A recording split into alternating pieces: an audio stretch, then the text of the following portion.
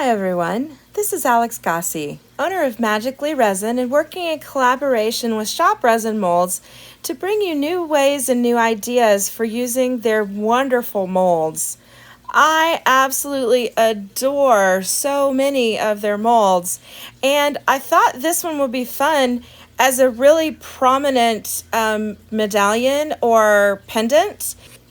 I love large jewelry and I think it is so on trend right now. So I thought this would be fun to show you how I made this piece. I started off with a stainless steel inlay that I make myself that is very thin and flexible and perfect for this type of application. I make a lot of these types of inlays and I sell them on my Etsy shop. I also sell the copper inlay that made this other piece. This medallion is just so fun. I really love the size and the weight of these pieces, and this mold just produces so much good jewelry.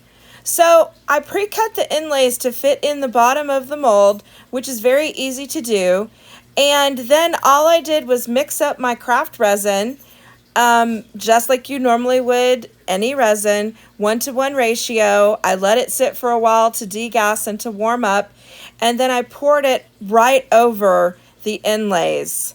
The inlays that are in the mold are the mermaid scale in the stainless steel color, and the flat in the fired gold color. I thought it would be really fun to add some life to this design, so I wanted to add some color, and I thought that gold and black would be really pretty to stand out against the stainless steel. So I let the resin cure up just a little bit where it was it was thickened some so that all of the colors wouldn't mix together.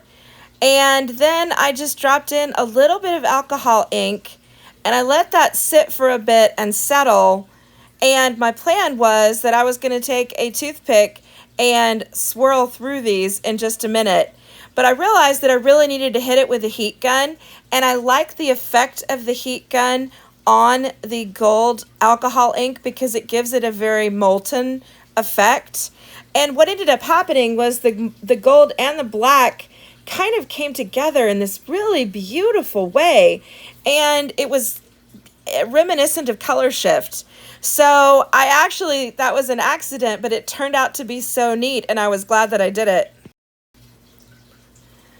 So I decided that I really wanted some more black. It can be very dangerous to add black alcohol ink to something without having it take over. So I tend to be, well, dangerous is probably an over-exaggeration, but I tend to be very light with my black alcohol ink to make sure that it doesn't overpower the piece that I'm putting it in. So I like to put in a little bit, see how that goes, and then move on and let it sit for a bit and see if it takes over. And then if it doesn't, add in a little bit more and add in a little bit more, because you can always add more, but you can't take it out once you put it in that resin.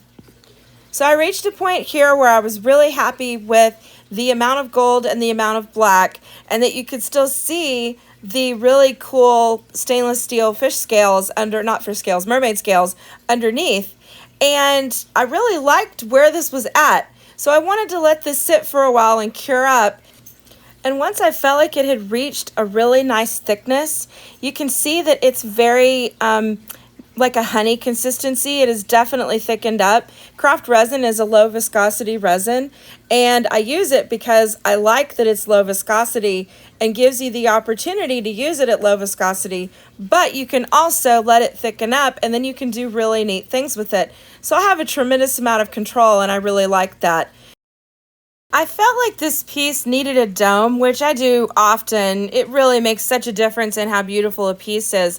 But I also wanted something else to go on top, and it turned out that I had some resin drippings from this other piece that I'd made that were so cool.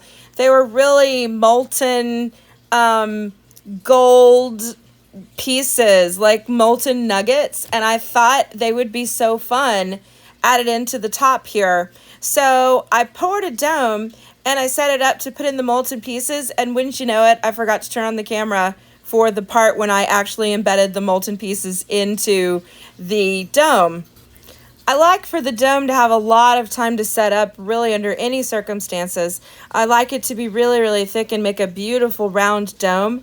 But also, in this case, since I was adding something to it, it was super important that the dome be really thick so that it wouldn't tumble over the edges when I added something to it. So, sorry I don't have the footage for that, but basically I just laid these molten pieces into that dome, and I wanted them not to sink all the way in, so you'll see that you can see the texture of these molten pieces, which I thought was amazing. This felt very medieval, which I thought would be so fun to wear to Scarborough or something like that.